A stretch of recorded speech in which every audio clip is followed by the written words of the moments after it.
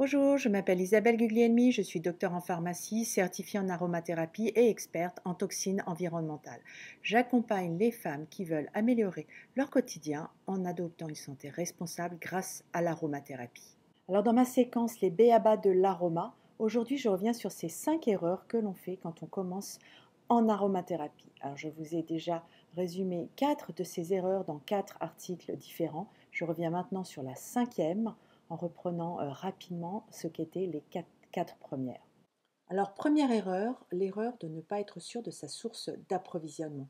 Pourquoi? Parce qu'en fait, vous devez, pour avoir une huile essentielle 100% sûre, être sûr justement de la pureté de votre huile essentielle, être sûr que ce qu'on vous annonce est bien ce qui est dans le flacon, être sûr qu'elle n'a pas été diluée par d'autres substances pour soit améliorer son odeur, soit pour la diluer tout simplement pour récupérer des marges. Alors moi je vous conseille, c'est de savoir où vous les achetez, de ne pas les acheter n'importe où. Aux États-Unis, je ne vous conseille pas de les acheter chez Marshall en promo. Je ne vous conseille pas de les acheter dans d'autres magasins qui n'ont pas des sources d'approvisionnement définies. Une bonne source d'approvisionnement doit pouvoir émettre une analyse avec un certificat d'analyse donc de son huile essentielle. Elle doit être conservée dans un flacon en verre foncé et sur le flacon, vous devez avoir inscrit qu'elle est 100% naturelle, avec son nom en français ou en anglais aux États-Unis, avec son nom en latin qui est composé de deux mots qui permet ainsi d'identifier la plante et d'être sûr à quoi on a affaire et de savoir aussi son mode d'extraction. Voilà, donc toutes ces indications permettent de connaître l'honnêteté de la source d'approvisionnement et donc d'être sûr de ce que vous avez dans le flacon d'huile essentielle. Deuxième erreur, quand on se lance avec les huiles essentielles, c'est de ne pas savoir ce que c'est exactement. Alors, qu'est-ce que c'est qu'une huile essentielle?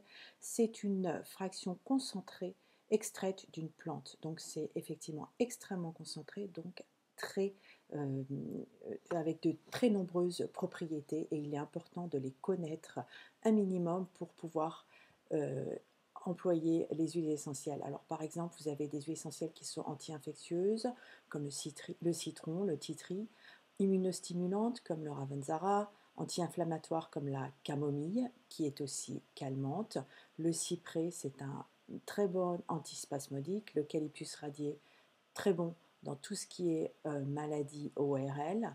Et puis il y a toutes les huiles essentielles qui sont calmantes. J'ai cité déjà la camomille, mais il y a aussi la lavande, l'orange douce.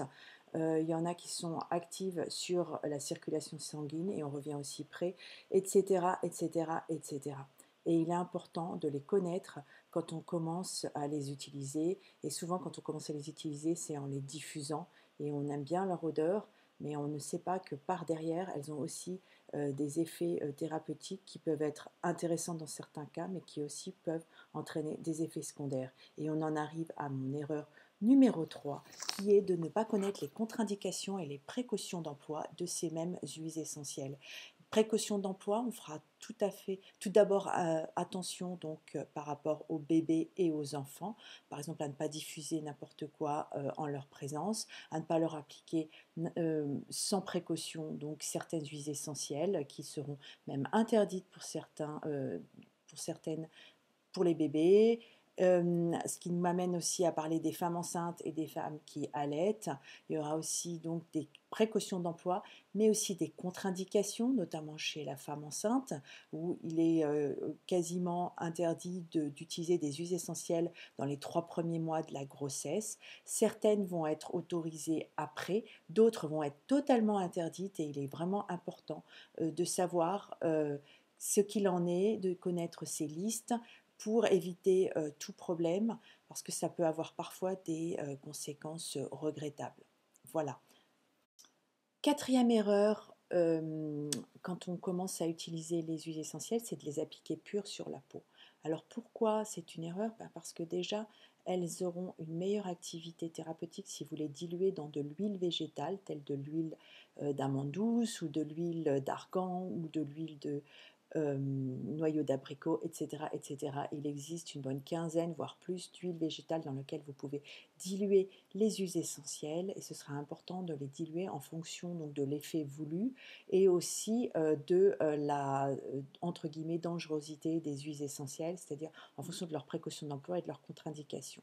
Deuxièmement, pourquoi ne pas les utiliser purs? C'est qu'en fait, si vous avez un terrain allergique, les utiliser purs, vous multipliez les chances d'être sensibilisé à une huile essentielle. Et j'ai des cas autour de moi de personnes qui ont utilisé de l'huile essentielle de lavande vraie, qui est pourtant une huile essentielle qui est extrêmement souvent utilisée, qui a de nombreuses applications et propriétés thérapeutiques, mais qui, à terme, peuvent entraîner des sensibilisations et donc des allergies avec une interdiction totale de les utiliser, ce qui est bien dommage parce que du coup, on se prive de leurs propriétés. Donc voilà pour cette quatrième erreur, ne pas appliquer de manière pure les huiles essentielles sur la peau, mais les diluer dans des huiles végétales ou même des beurres comme le beurre de karité, le beurre de coco, etc., etc. Alors, cinquième erreur, dans ces 5 erreurs à éviter quand on débute avec les huiles essentielles, c'est de ne pas conserver de façon adéquate ces huiles essentielles. Alors, on les conservera donc au frais, à l'abri de fortes chaleurs et à l'abri de la lumière. Et elles devront être absolument être contenues dans des flacons en verre teintés. Donc, pour être le plus possible à l'abri donc de la lumière et des changements de température, et aussi à l'abri de l'air qui va les oxyder à terme en fait. Et c'est le principal danger qui les guette en fait et elles ne sont pas toutes égales en fait face à cette menace. Alors les plus fragiles en fait sont celles à base de monoterpènes qui sont en fait les huiles essentielles d'agrumes, le citron, le lime, l'orange, la mandarine, le pamplemousse, etc. Et on ne pourra les conserver que de 1 à 2 ans, conservés dans des températures fraîches, voire froides. Vous pouvez les conserver dans votre frigo. En effet, en fait, elles sont facilement oxydables et leur principal composant, qui est le limonène, va s'oxyder et donner naissance à des composants qui vont être irritants pour la peau. Donc, à éviter. Par contre, si vous retrouvez du citron, une huile essentielle de citron qui est un petit peu âgée, moi, ce que je vous conseille, c'est de le mettre dans des produits ménagers il pourra ainsi quand même participer à la fabrication donc, de tels produits. Alors après, le deuxième groupe d'huiles essentielles qui, elles, se conservent plus longtemps, puisqu'elles peuvent se conserver jusqu'à 10 voire 15 ans, c'est toutes les huiles essentielles qui sont très lourdes et qui sont en fait à base de sesquiterpènes et je veux parler de par exemple l'huile essentielle de vétiver ou l'huile essentielle de patchouli. Et puis au milieu, la plupart des huiles essentielles comme l'eucalyptus, Ravensara, etc., etc., vont pouvoir se conserver jusqu'à 5 ans. Bien sûr, il est toujours recommandé de les conserver à l'abri de la lumière et à l'abri de la chaleur. Au frais, c'est encore mieux. En tout cas, elles n'aiment pas du tout les écarts de température. Donc, conservez-les dans un espace où la température est constante. Voilà, alors je vous ai résumé ici ces 5 erreurs à éviter quand on se lance avec l'aromathérapie. Et si vous voulez aller plus loin, en fait, j'ai créé une formation à l'aromathérapie pour utiliser les huiles essentielles en toute connaissance de cause. En fait, cette formation se décline en 4 modules.